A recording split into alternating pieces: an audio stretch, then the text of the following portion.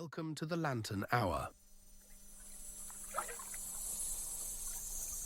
Tonight I'll take you to a quiet lake at dusk, in the very first days of autumn, to a small wooden lodge on the shore and a long jetty over still water where the evening mist is just beginning to gather. First, we'll take a few quiet minutes to settle in, with the lantern countdown. Then we'll walk down to the water together. And when the story ends, the soft lap of the lake against the jetty and the wind in the pines will stay with you until morning. If there's somewhere the lantern should travel next, leave it in a comment before you settle in. But for now, there is nothing more for you to do tonight, and nowhere at all you need to be. Make yourself comfortable and let your eyes close whenever they are ready. We'll count down together now from 10 to 1, and with every number, you can let a little more of the day drain quietly away, the way ripples leave a lake at evening, each one smaller than the last, until the water is glass. 10. Feel the bed take the full weight of you. It has carried heavier things than one tired person. It is not straining. 9. Let your shoulders come down from around your ears, slowly, like water finding its level. 8. One slow breath in. And out, long and easy, all the way to the end of it.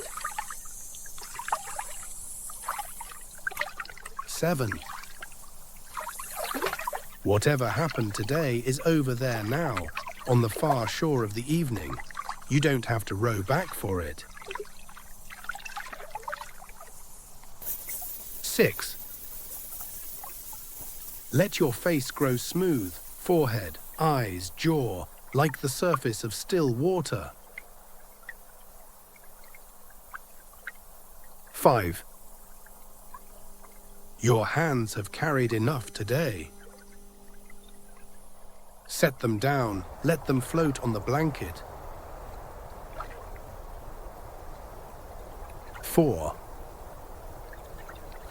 The sounds of your own room are drifting off now, out over the water, getting smaller. 3. Your breathing has found its own slow rhythm, in and out, like water on a shore. 2. Somewhere ahead of you, between dark pines, a path is going gently downhill, and there is water at the bottom of it, holding the last of the light. And 1. And here you are. You are standing where the pines open at the top of a sloping path, and below you, wide and pale and perfectly still, the lake is waiting in the dusk. It is that lovely lingering hour when the day is over, but the dark hasn't quite come. The sky in the west still holding a last band of pale apricot light, and everything else gone soft and blue and dim. You walk down the needle-carpeted path, and your footsteps make almost no sound at all. The air is cool and utterly clean, and it smells of pine resin and cold fresh water and the first fallen leaves, that quiet, tin-clean smell of early autumn, the smell of a year beginning to tidy itself up for bed. Here and there among the dark pines, stands a single birch, already turned, its leaves gone pale gold, and when the evening wind moves through, softly, in one long, unhurried breath, the birch lets 2 or 3 of them go, and they tick and settle on the path, and the wind lies down again, and everything is still. Below you, through the trees, the lake shows in pieces first, a gleam here, a pale sheet there, and then the path turns one last time, and the whole of it opens out before you. It is long and quiet, and pale as pewter, held in a bowl of low dark hills. The far shore is already going soft behind the first of the evening mist. And down at the waterline, just where the path arrives, stands a small wooden lodge, grey shingled and modest, with a lamp lit low in its one broad window, and running out from beside it, on old black piles, a long jetty reaches away over the still water, as if the shore had put out its arm to feel how calm the evening was. The key to the lodge is where you were told it would be, under the smooth white stone by the step. For tonight, all of this is yours, and there is nowhere else you need to be. You let yourself in just long enough to fetch what the evening wants. The thick folded blanket from the chair by the window and the flask of cocoa left warm for you on the table. And then you come back out into the blue dusk, and you walk down the jetty out over the water. The old boards give a little under each step, not loose, just kind, and each footfall makes a soft wooden note that goes out across the lake and comes back thinner from the hills. Beneath the gaps in the boards, the water shows dark and glassy, sliding slowly past the piles. Halfway along, a rowing boat lies moored on the sheltered side, an old green one with her oars shipped and her painter tied in a neat, patient knot. The name on her stern, worn but legible, says Heron. She has been put to bed for the season, and she rides the last small movements of the water without waking.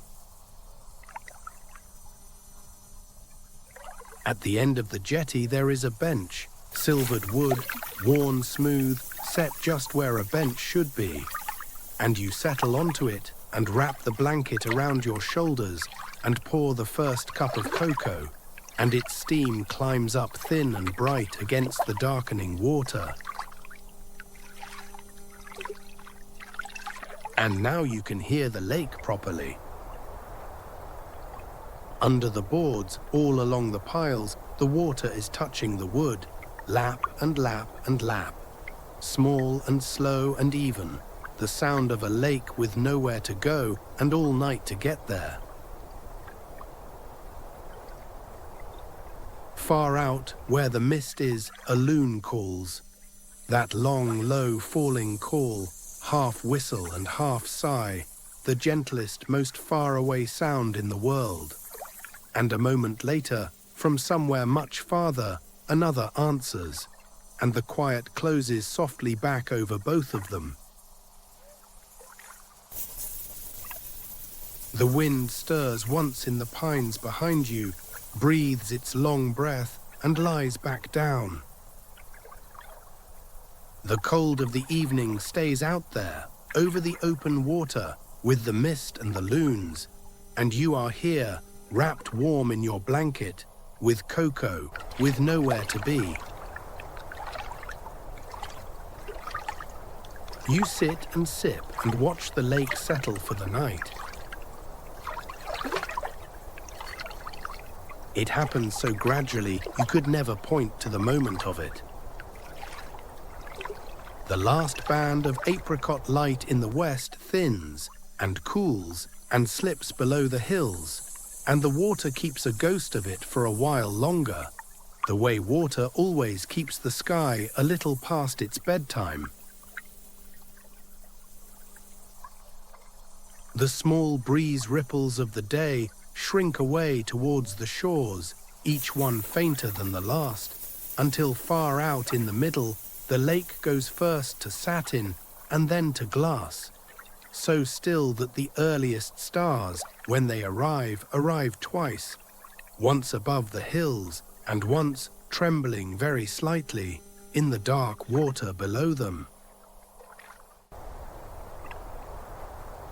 Across on the far shore, where a handful of summer cottages sit among the trees, the little lights are going out one by one.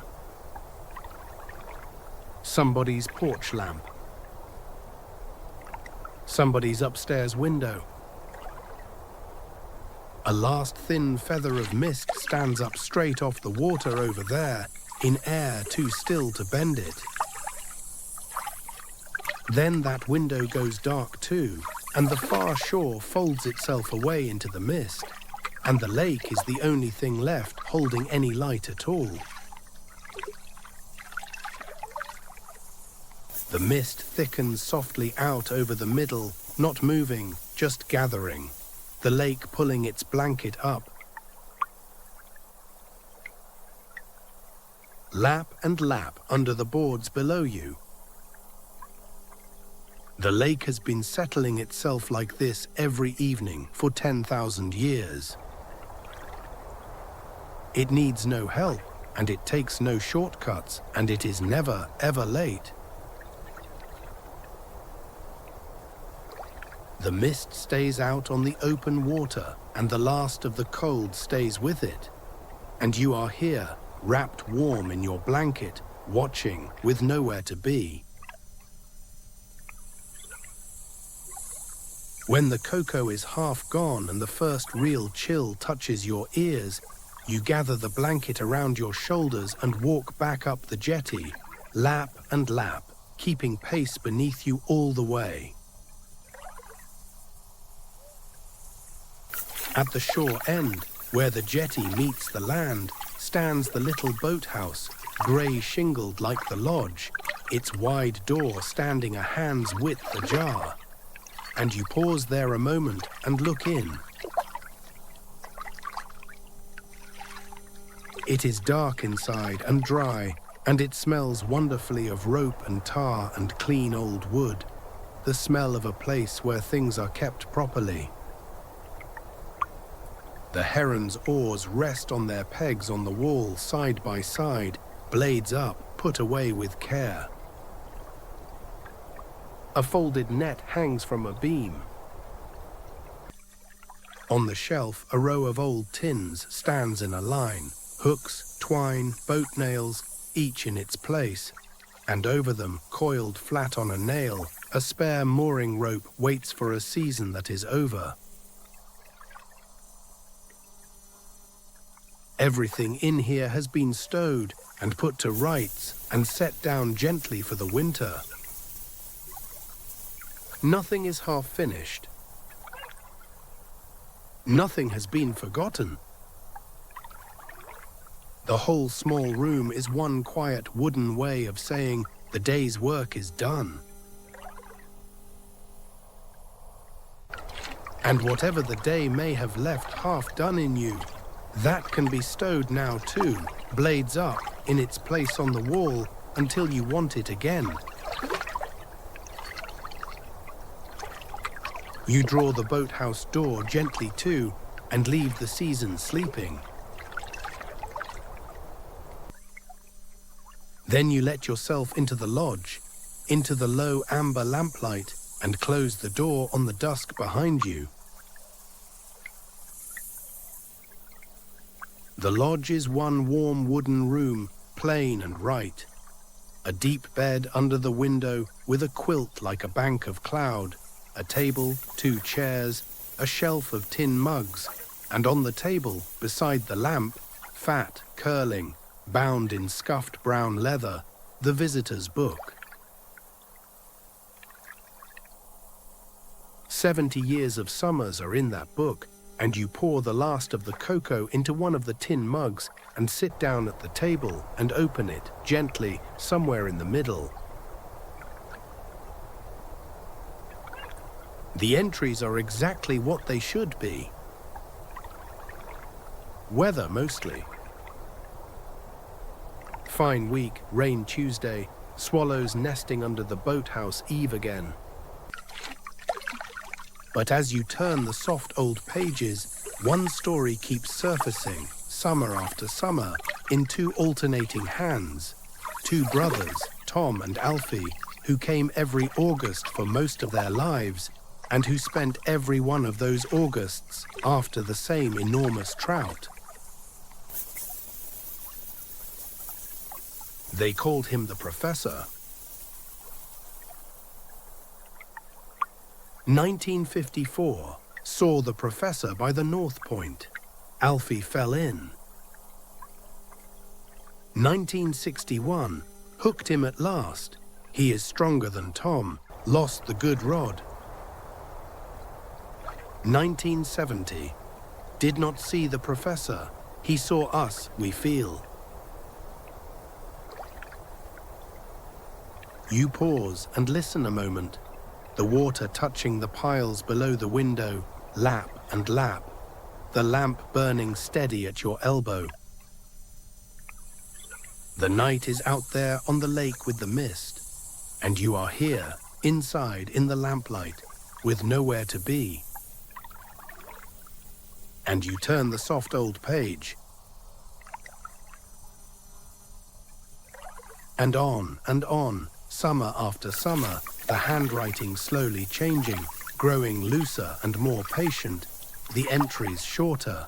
Two boys turning into two old men, one August at a time, while the same unhurried fish went on living his deep green life under the jetty shadows. And then, near the end of the book, in the careful round hand of a very old man, you find it. Caught the Professor this evening, off the end of the jetty, on the last cast of the day. Held him a minute in the water. Fine old fellow, finer than us, we agreed. Put him back, he can keep the lake. And beneath it, in different ink, added by some later guest years afterwards, a single line. He still has it. You smile and you pause for a moment, listening. The water touching the piles below the window, lap and lap. The wind turning over once in the pines. Somewhere out there under the dark glass of the lake, in the deep green rooms below the mist, the Professor's great-great-grandchildren are asleep by now, hanging still in the cold water, minding the place. You close the book softly and set it back beside the lamp for the next visitor. It is time for bed. You make the little room ready for the night, and it asks almost nothing of you. You fold the blanket back over its chair by the window. You rinse the mug and set it on the shelf with its tin brothers. You slide the window above the bed open just a finger's width, because a lake like this should be listened to all night, not shut out. And the night air comes in cool and clean over the sill, smelling of pine and mist and deep fresh water. You turn the lamp down low to a warm coin of light, and the room gathers in around it, wooden and plain and kind. Then you climb into the deep bed under the window and pull up the quilt, cool for one breath, then warm, then very warm, and you settle down into it, and the bed takes the whole long weight of your day without a word. Through the finger's width of open window, The lake comes to you perfectly now. Lap and lap against the piles, closer here and softer. The sound arriving up the old timbers of the jetty and in across the sill like something that has been coming to this bed its whole life and knows the way in the dark. The wind is outside, and the mist is outside, and the cold is outside, out over the black glass of the water, and you are here, inside, deep under the quilt, with nowhere to be. You lie still in the low lamplight, and you let your whole body grow heavy. Your feet grow heavy and rest. Your legs grow heavy and rest. Your hands lie easy on the quilt, and your shoulders sink down, slow and soft, into the mattress, and your face grows smooth and quiet in the dark. And you just listen. The water on the piles lap and lap and lap, never twice quite the same, never once in a hurry, the sound of a lake keeping its own slow time, the way it kept it before there was a jetty or a lodge, or anyone at all to lie here listening. The wind in the pines, farther off, rising in one long, soft breath along the hillside, holding it, letting it go. The trees leaning together and settling back, over and over, like something huge and gentle turning over in its sleep. And once, far out in the mist, the loon again, that long, low, falling call, going out over the dark water and getting no answer this time, and not minding, and folding itself away for the night.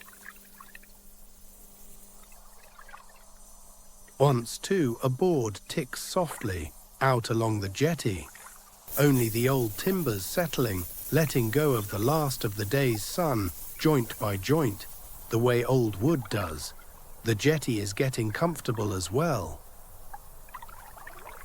Everything out there is finding its own way down towards sleep, at its own speed, and none of it is waiting for you to lead the way. Out along the jetty, the rowing boat Heron rides at her mooring, fast asleep.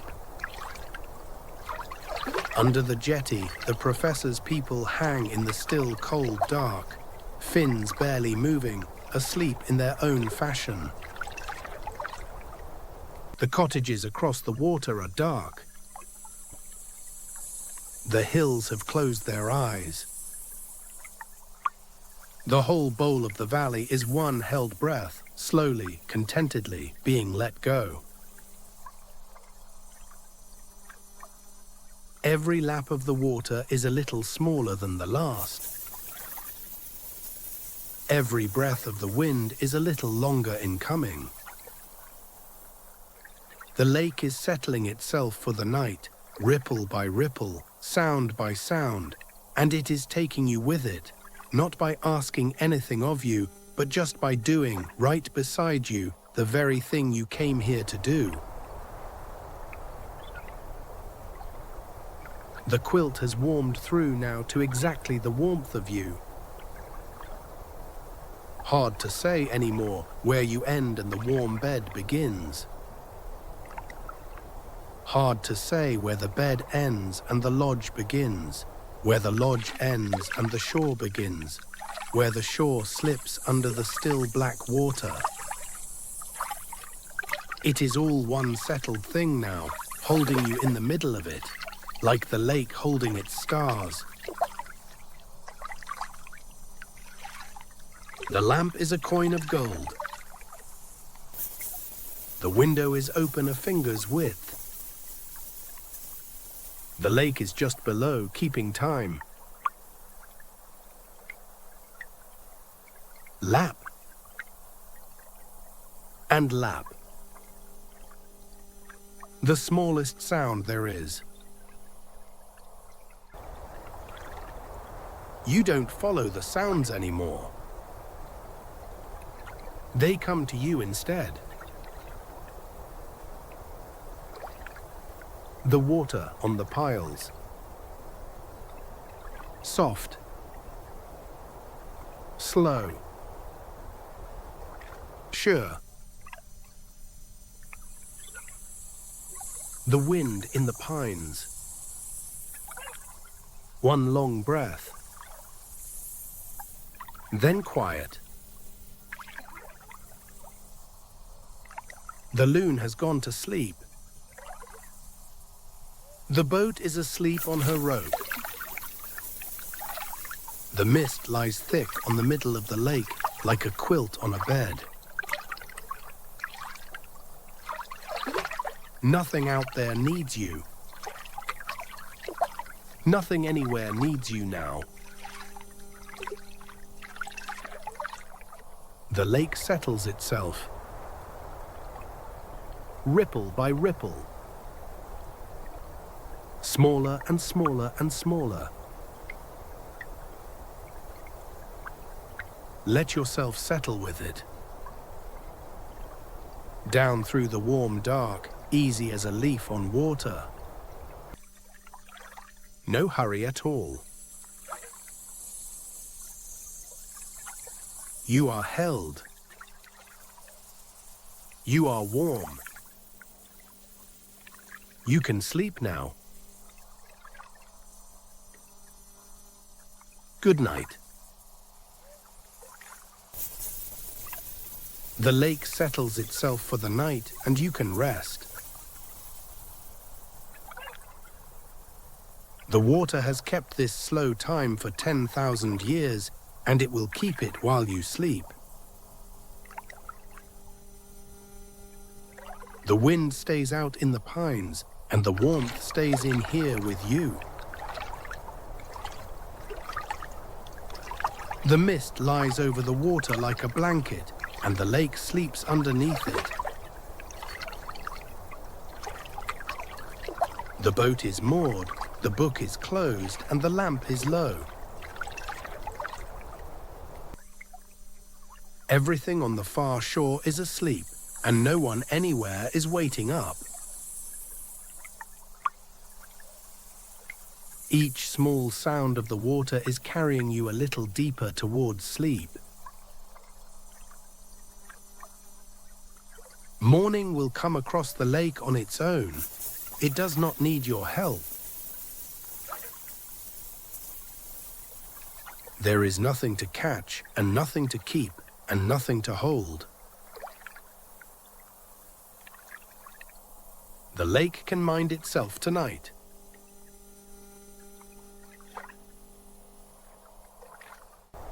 The lake settles itself for the night. And you can rest.